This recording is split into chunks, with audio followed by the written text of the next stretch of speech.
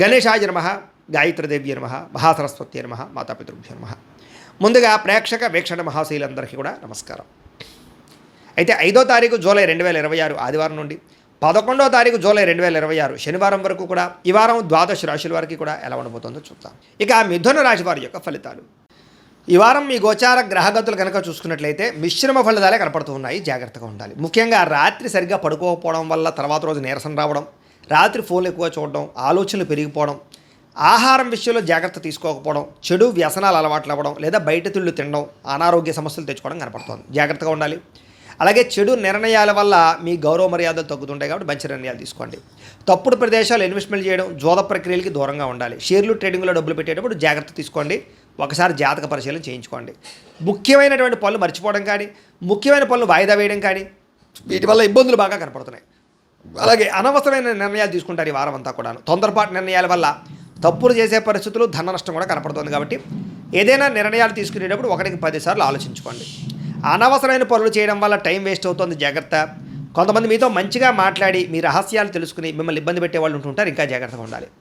పెద్దవారి మనసు గాయపరిచే అవకాశం కనపడుతోంది. అలాగే యజమాని అనుమతి లేకుండా, అంటే ఇంట్లో పెద్దవాళ్ళ అనుమతి లేకుండా మీరు తీసుకునే నిర్ణయాలు మిమ్మల్ని తర్వాత ఇబ్బంది పెడతాయి. జాగ్రత్తగా ఉండండి.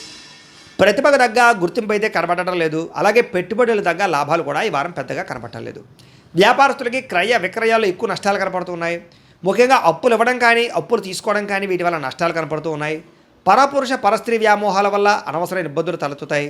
కష్టపడకుండా డబ్బులు రావాలనుకుని చేసే పనులన్నీ మిమ్మల్ని ఇబ్బంది పెడతాయి. కాబట్టి ఈజీ మనీ కోసం తప్పుడు పనులు చేయకండి. ప్రభుత్వ ఉద్యోగస్తుడికి ఉద్యోగ నష్టాలు, ఐటీ దాడులు, ఇబ్బందులు కనపడుతున్నాయి. నోరు జారడం వల్ల, మాట జారడం వల్ల వివాదాలు, కింద పనిచేసే వాళ్ళతో సమస్యలు ఉన్నాయి. జాగ్రత్తగా ఉండాలి. అనవసరమైన కోరికలు తగ్గించుకోవాలి. కామ కోరికలు, శారీరక కోరికలు పెరిగిపోయి ఎవరు పడితే వాళ్ళతో సంపర్కాలు మంచిది కాదు ఈ వారం. చిన్న అనారోగ్య సమస్యలు వేధించడం కానీ, డబ్బు విపరీతంగా ఖర్చు అవ్వడం కానీ, పెట్టుబడులు తగ్గ లాభాలు లేకపోవడం కానీ, ఇతర దేశాల నుండి భారతీయులకి ఉద్యోగ నష్టాలు, సమస్యలు ఎదుర్కోవడం కానీ జరిగే అవకాశాలు ఉన్నాయి. వివాహ సంబంధాలు కూడా కుదిరి వెనక్కి వెళ్ళిపోయే అవకాశం కనపడుతోంది. ప్రేమికుల మధ్య అనవసరమైన గొడవలు విడిపోయే అవకాశాలు, సమయానికి నిద్రాహారాలు లేకపోవడం వల్ల అనారోగ్య సమస్యలు, భార్యాభర్తల మధ్య మనస్పర్ధలు, ఇంట్లో చికాకులు కనపడుతున్నాయి. మద్యపాన వ్యసన పనులకి, రాత్రి సమయంలో డ్రైవింగ్ చేయడం వల్ల ప్రమాదాలు, అలాగే ధూమపాన వ్యసన పనులకి శస్త్రచికిత్స అవకాశాలు కూడా ఉన్నాయి. జాగ్రత్తగా ఉండాలి. మిమ్మల్ని ప్రేమించే వారిని దూరం చేసుకోవడం, చెడు స్నేహితుల వల్ల చెడు వ్యసనాలు అలవాటు అవ్వడం, పరపురుష పరస్త్రీ వ్యామోహాలు, జోదము, కఠినంగా మాట్లాడడం వల్ల సమస్యలు ఎదుర్కొంటారు. కాబట్టి ఈ వారం చాలా జాగ్రత్తగా వ్యవహారం చేయాలి. విద్యార్థులకి అనవసరమైన ప్రేమ కలాపాలు, సెల్ ఫోన్ గేమ్స్ పాడు చేస్తున్నాయి. కాబట్టి వాటికి దూరంగా పెట్టుకుని చదువు పట్ల శ్రద్ధ పెట్టండి. ఏకాగ్రతగా చదువుకోండి. ఈ వారం బాగుంటుంది. ఇంకా ఉద్యోగస్తులకి అధికారిక ఒత్తిడి బాగా కనపడుతోంది. ఉద్యోగంలో టెన్షన్లు, ఉద్యోగ నష్టాలు, ఉద్యోగ గండాలు ఉన్నాయి. ఇతర దేశాల్లో ఉద్యోగాలు చేసేవారు ఉద్యోగ ప్రమాదాలు ఉన్నాయి. జాగ్రత్తగా ఉండండి. స్త్రీలకి పురుషుల వల్ల వ్యామోహం కనపడుతోంది. కొత్త పరిచయాల వల్ల సమస్యలు ఉన్నాయి.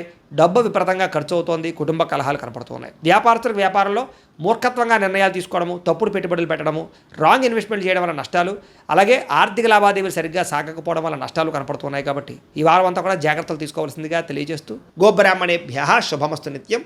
లోకా సమస్తాః సుఖినో భవంతు. స్వస్తి. ఓం